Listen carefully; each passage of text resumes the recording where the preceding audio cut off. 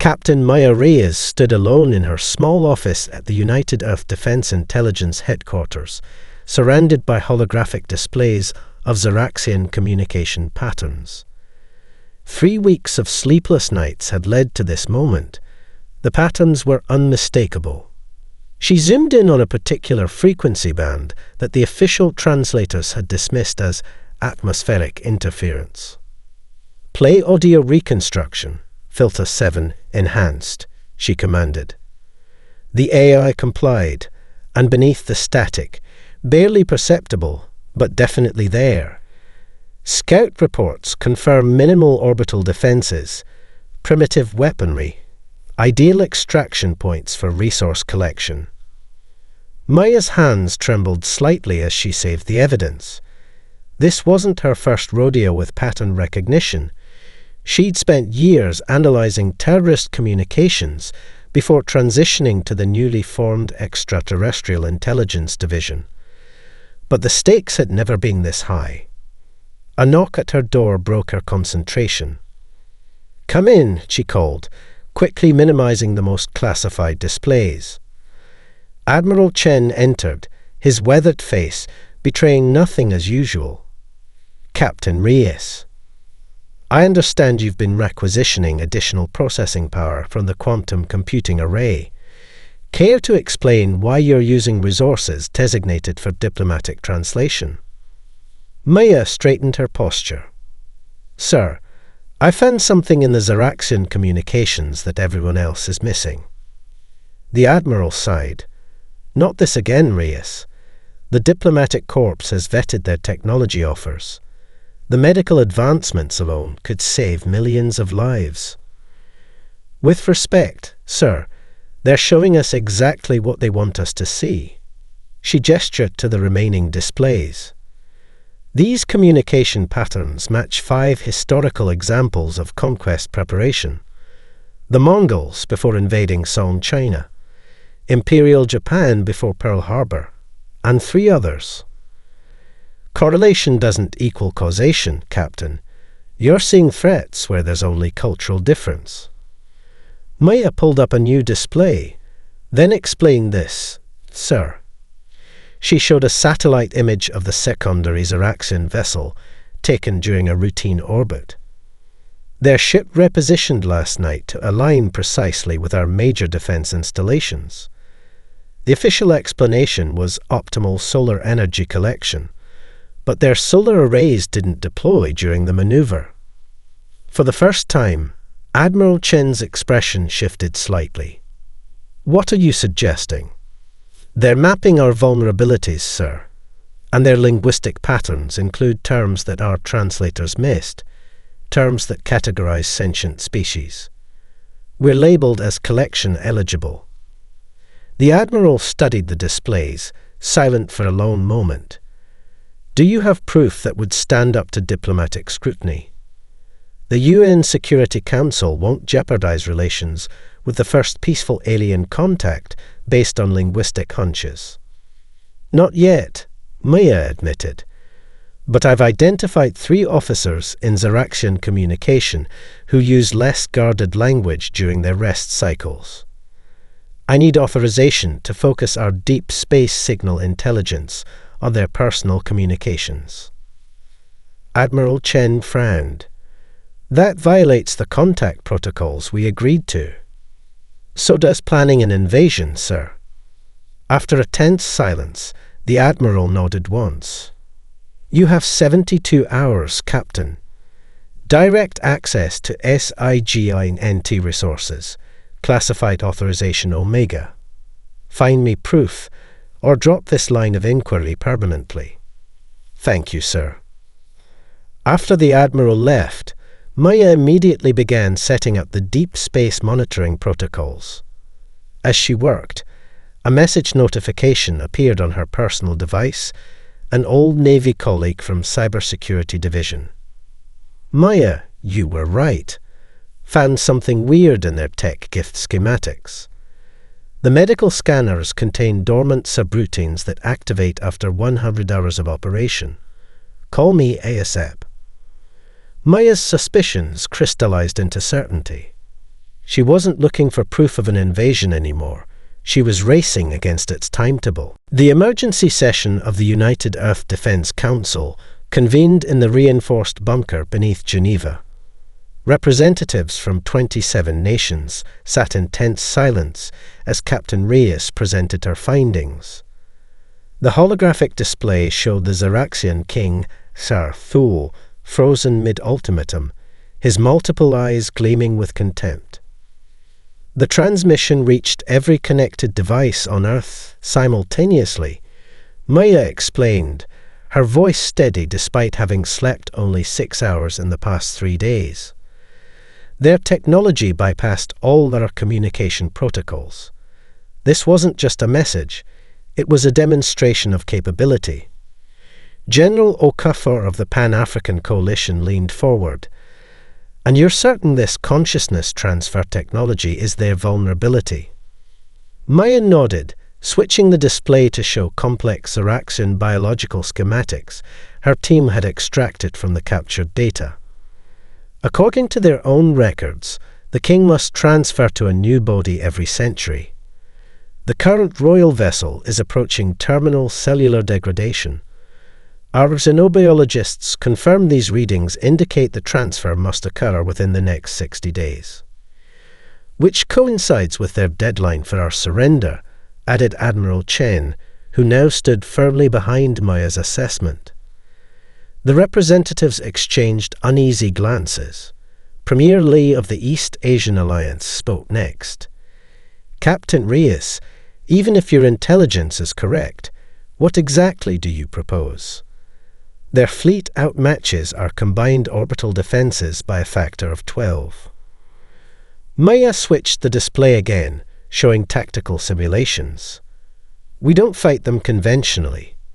The Zaraxians have conquered 12 star systems, all with hierarchical species who fought according to predictable military doctrine. Their records show they've never encountered a species that employs asymmetric warfare at our level. She highlighted key orbital positions around Earth. Their fleet formation betrays their tactical blindness. They've positioned for maximum offensive coverage, but left these 7 approach vectors minimally defended because they're considered dishonorable attack angles in their military tradition. President Hernandez of the American Coalition frowned. You're suggesting we exploit their cultural taboos? Fight dishonorably. I'm suggesting we fight like humans, Maya replied firmly. The Zaraxians believe warfare has rules. Their entire social structure is built on rigid hierarchy and predictability.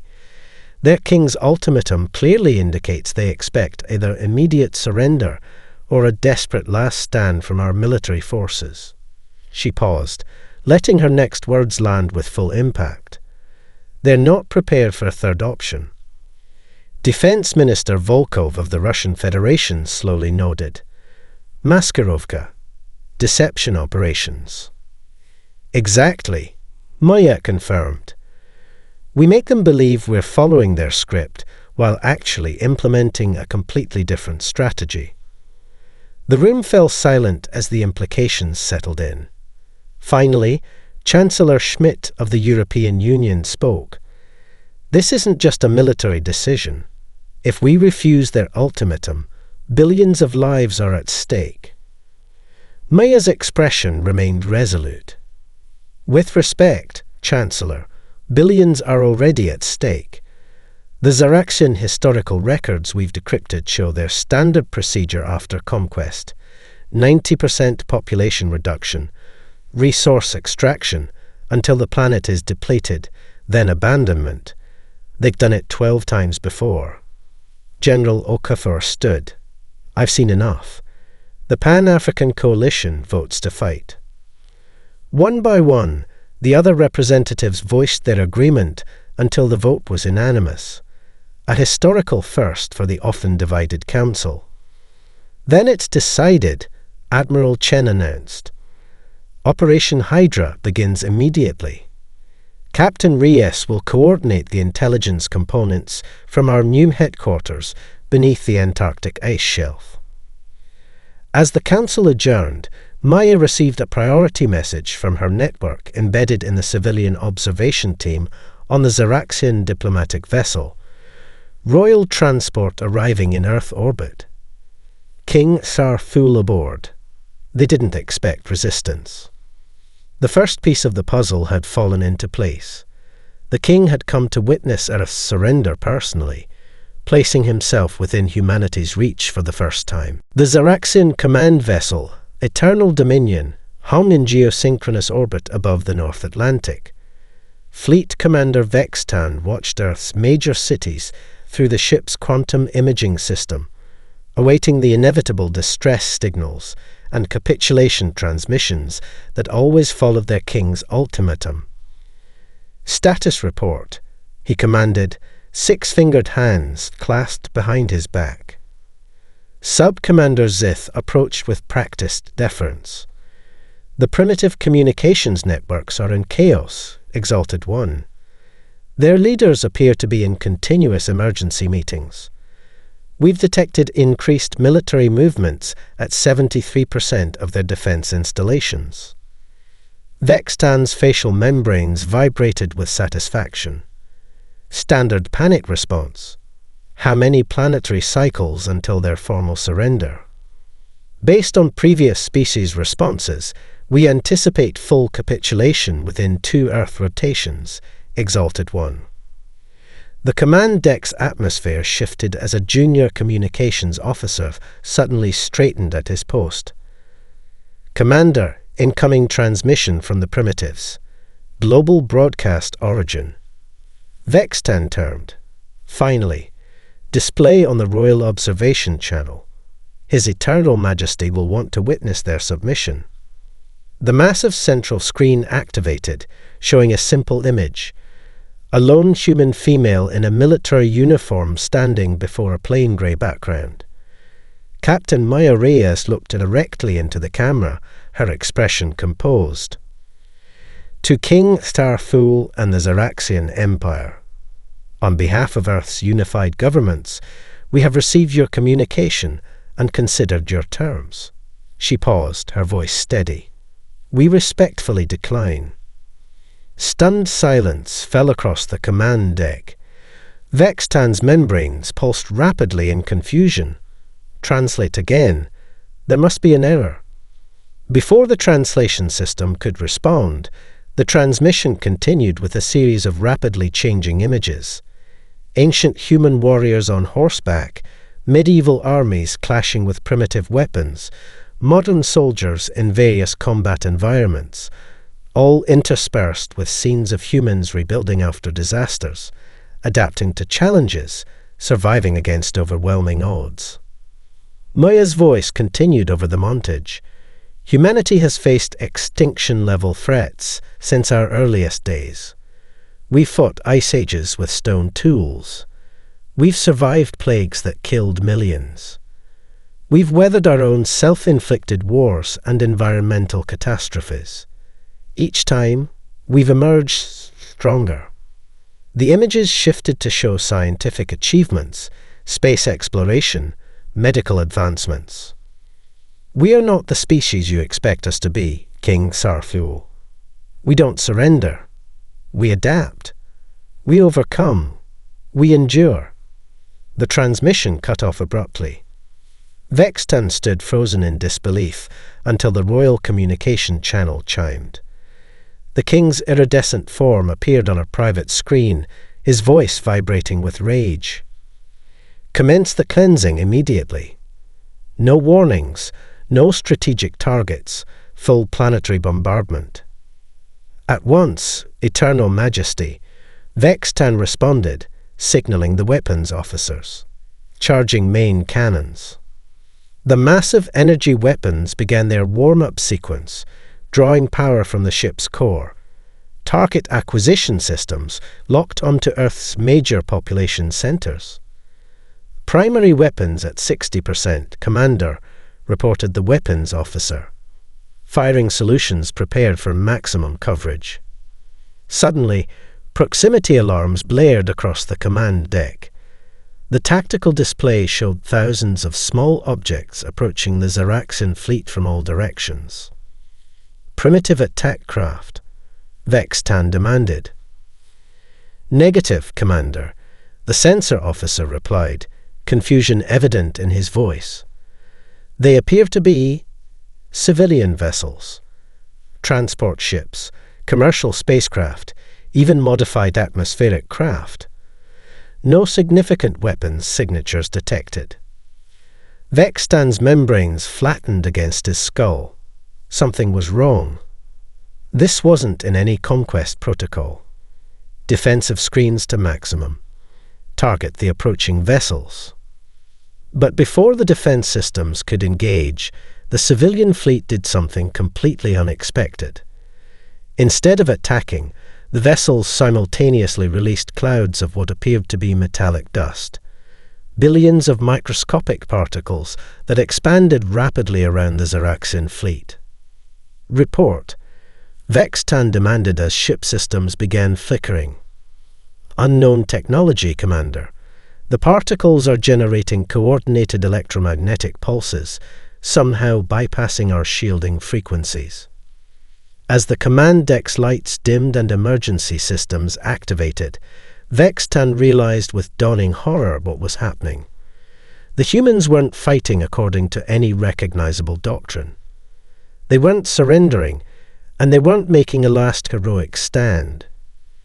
They were changing the rules of the game entirely. The captured Zaraxian scout ship hummed with unfamiliar harmonics as it accelerated toward the massive command vessel. Inside the cramped cockpit, Captain Reyes finished applying the biochemical compound that would temporarily alter her skin's reflective properties to match Zaraxian dermal patterns. Biometric masking complete, reported Dr. Prevail, the xenobiologist who had developed the disguise. The compound should fool their basic scanners, but remember, it won't withstand a medical scan. Maya nodded, wincing slightly as the compound tightened across her face. We won't need long. The EMP cloud has disrupted 70% of their secondary systems. We have a 90-minute window before their security protocols fully reboot. Lieutenant Commander Jackson, their pilot and former NASA Special Operations, guided the scout ship through the debris field surrounding the Zaraxian command vessel.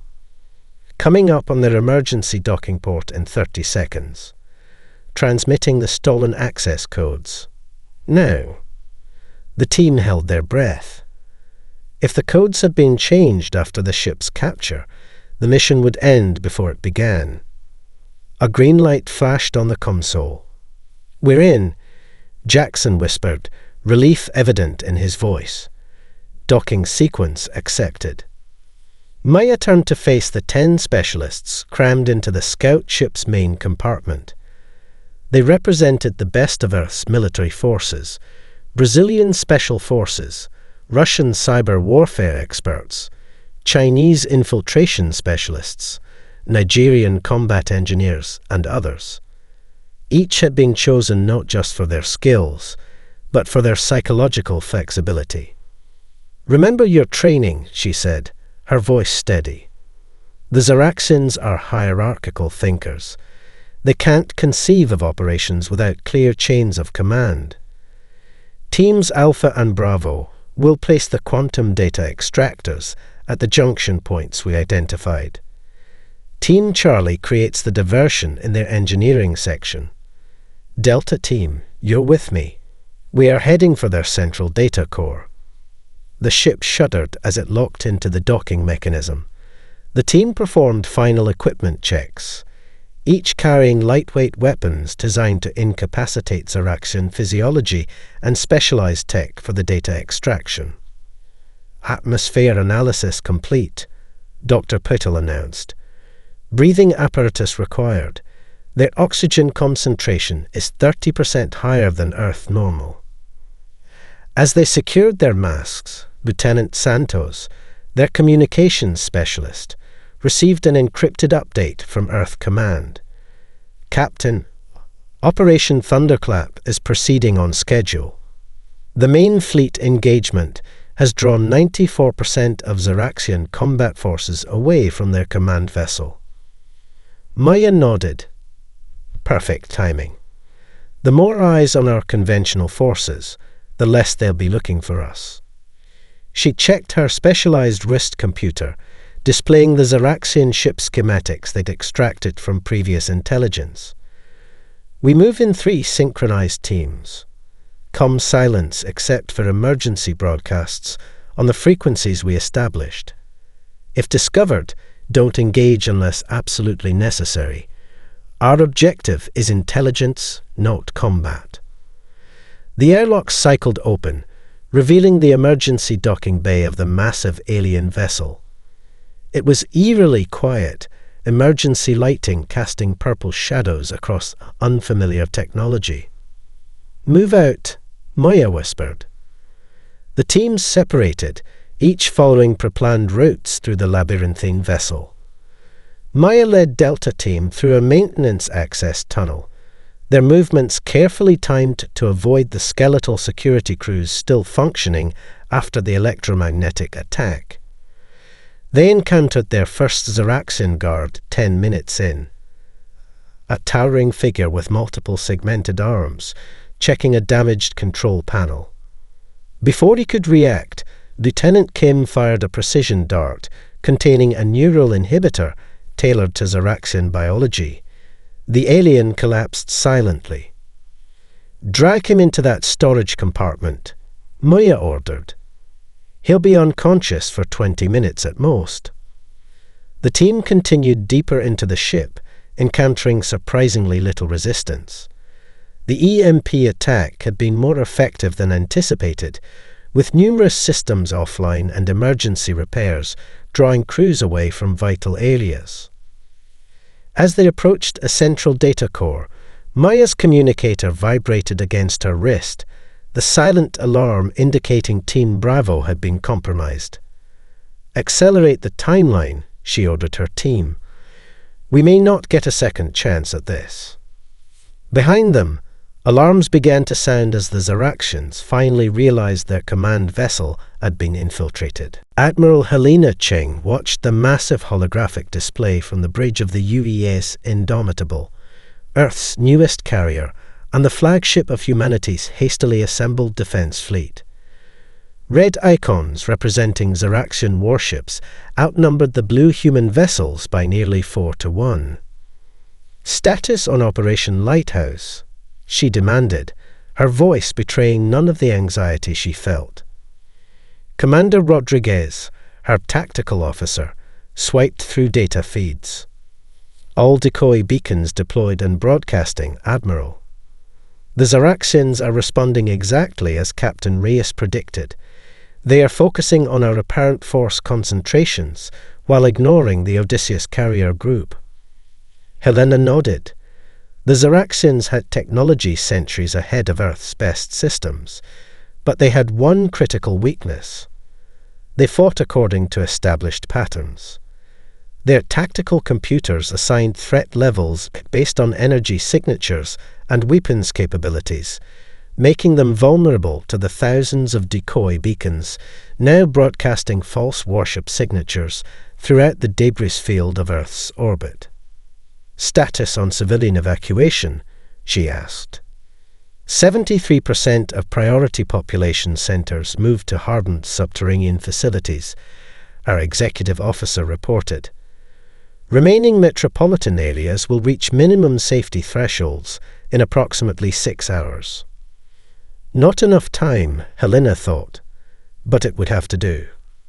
"Launch the second wave," she ordered. "Full spread, randomized approach vectors." Throughout the fleet, launch bays opened to release thousands of microfighters, single-pilot craft barely larger than atmospheric jets, retrofitted with experimental shield technology and minimal weapons. They weren't designed to destroy Zaraxian warships, but to create confusion, targeting sensor arrays and communication dishes while avoiding main weapons. On the tactical display, the swarm of tiny blue dots surged toward the Zaraxian fleet like a school of piranha attacking a crocodile. "Enemy fleet adjusting formation," Rodriguez reported. They're deploying point defense systems. Wait, something's wrong. Their targeting systems are locking onto our decoys instead of the actual fighters. Helena allowed herself a tight smile. The viral code is working. Captain Ria's team got the data package uploaded before extraction. The microfighters struck the Zaraxian vessels in waves, causing minimal damage but maximum disruption as predicted. The alien fleet's formation began to fragment as ships adjusted positions to compensate for localized systems failures. Odysseus carrier group reports ready for Phase 2, Admiral. Communications announced. Helena took a deep breath. This was the critical moment of their desperate strategy. Give the authorization. Operation Charybdis is a go. Across the tactical display, a new set of icons appeared, civilian mining vessels, retrofitted with military-grade engines and carrying specialized payloads. They accelerated toward the now disorganized Zaraxian fleet from trajectories the aliens had left undefended. Approach vectors that, according to the intelligence from the captured command ship, were considered dishonorable in Zaraxian military doctrine. The Zaraxians are detecting the mining ships, Rodriguez reported. They're adjusting to intercept, but their formation is compromised. They can't cover all vectors. Helena watched the display intently. Time until Captain Ria's stealth carrier reaches the wormhole threshold. 17 minutes, Admiral. The Zaraxian sensors are still focused on our main fleet. They haven't detected the stealth signature. The tactical display suddenly flashed as the mining vessels released their payloads, not explosives, but specialized graviton generators that created localized distortion fields around key Zaraxian vessels. The alien ships didn't explode or lose power. Instead, they found their maneuvering capabilities drastically reduced as the artificial gravity wells pulled them out of formation. It's working, Rodriguez whispered. Their flagship is isolated from its escort vessels. Helena nodded grimly. Now comes the hard part. All vessels execute attack pattern Leonidas. I want continuous pressure on their command ship. She watched as the human fleet converged on the partially immobilized Zaraxian flagship, not to destroy it, but to keep its attention fixed firmly away from the small stealth carrier now slipping past the battle's edge, carrying Captain Ria's strike team towards Zaraxia Prime. Send the coded transmission to Captain Reyes, Helena ordered. Message reads, Thermopylae is open.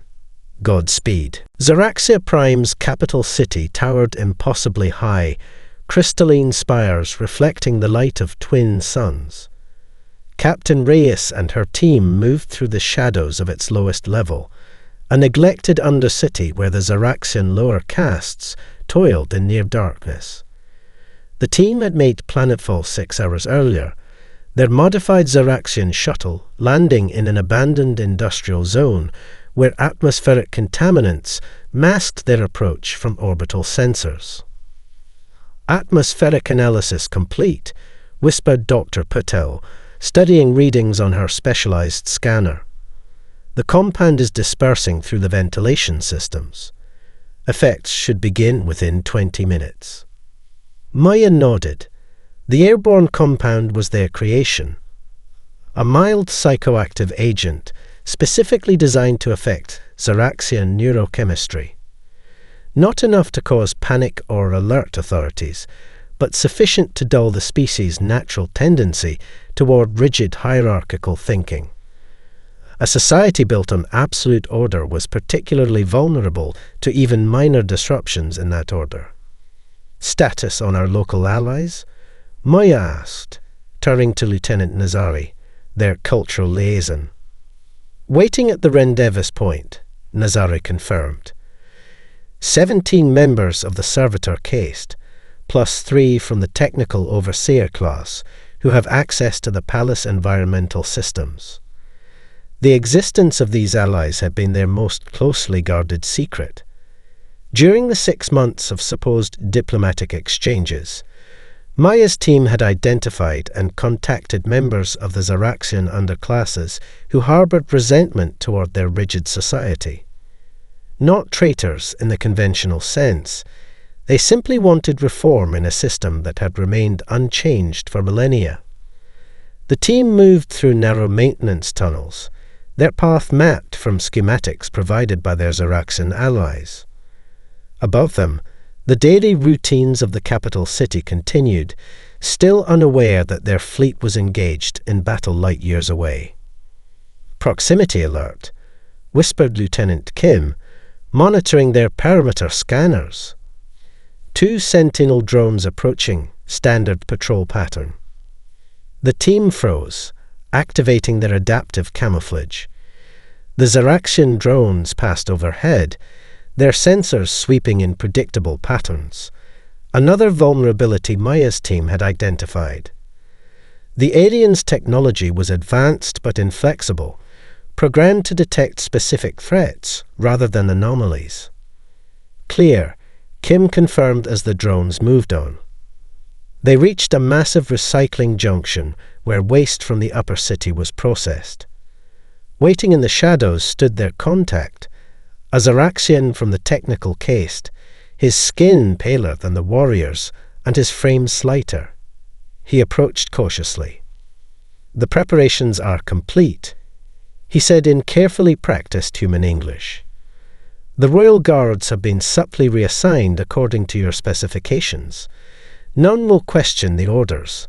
They come from authorized channels." Maya nodded. "And the palace environmental systems?" "Under our control for a 15-minute window coinciding with the ceremony. The override will register as routine maintenance." She studied the Zaraxian carefully. "Why are you helping us? Your people could lose this war without their king." The alien's multiple eyes blinked in sequence. A gesture Maya had learned indicated deep emotion.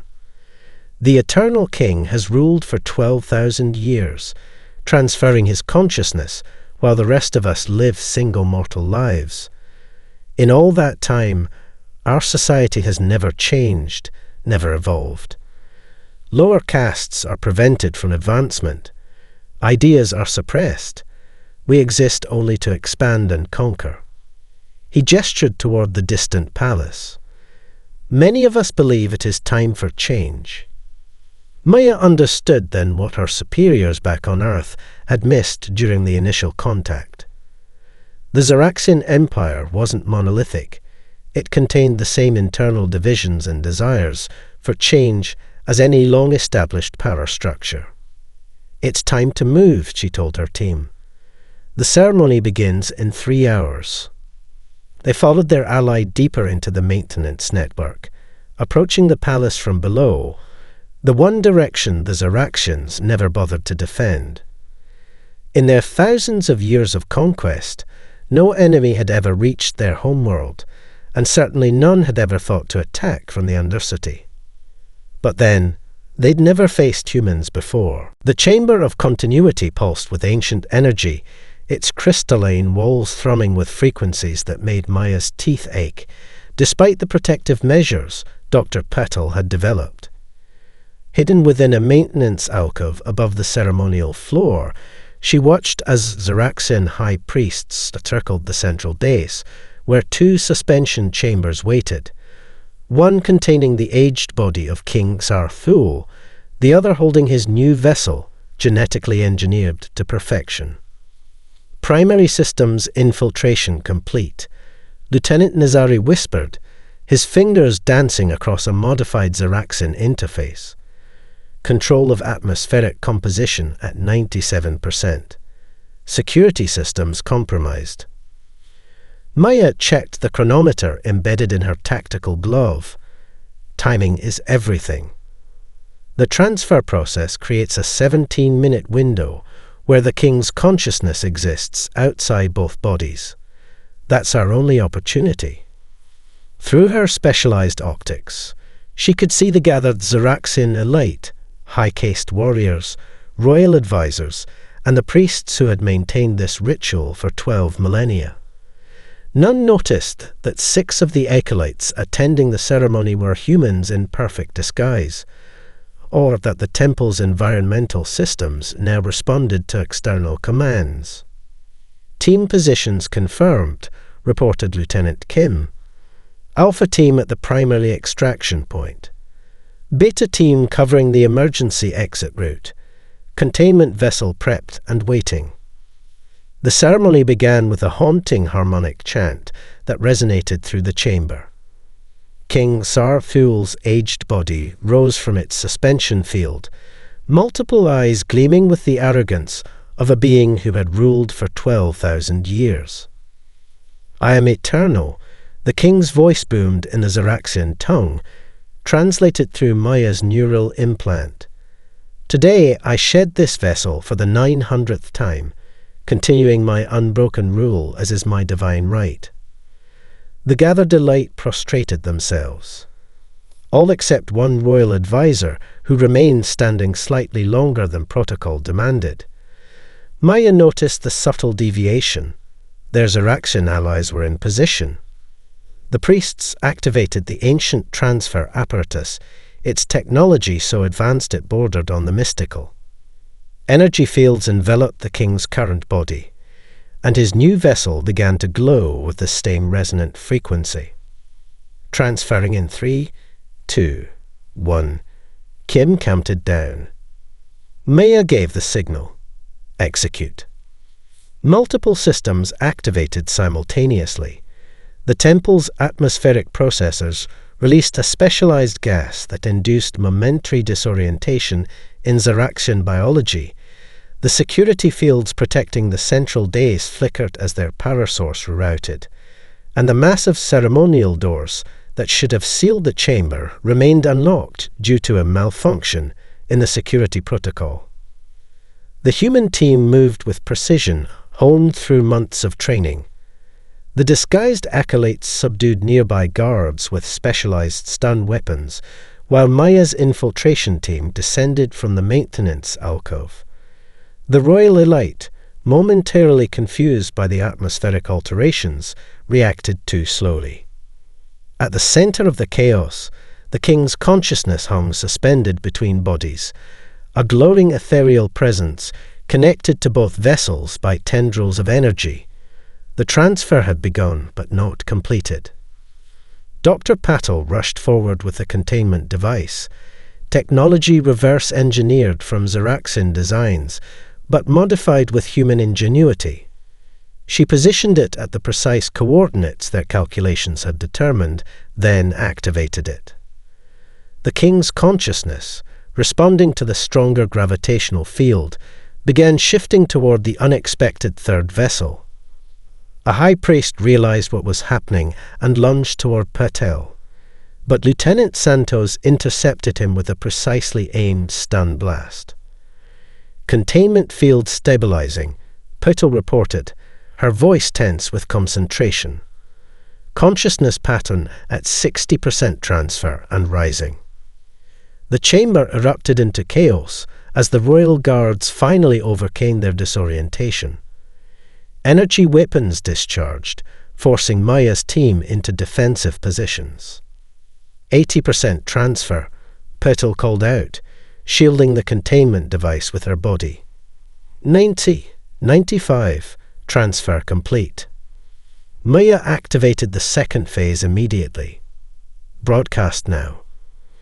Lieutenant Nazari connected their systems to the temple's communication array, the same system used to transmit the ceremony throughout the Empire as a demonstration of the king's power. But instead of showing a divine transition, billions of Zaraxians across thousands of worlds suddenly witnessed their eternal king, the being they worshipped as a living god, trapped in a human containment device, his ethereal form swirling in confusion and visible fear. Extraction route secured, Kim reported as they formed a protective circle around the containment device.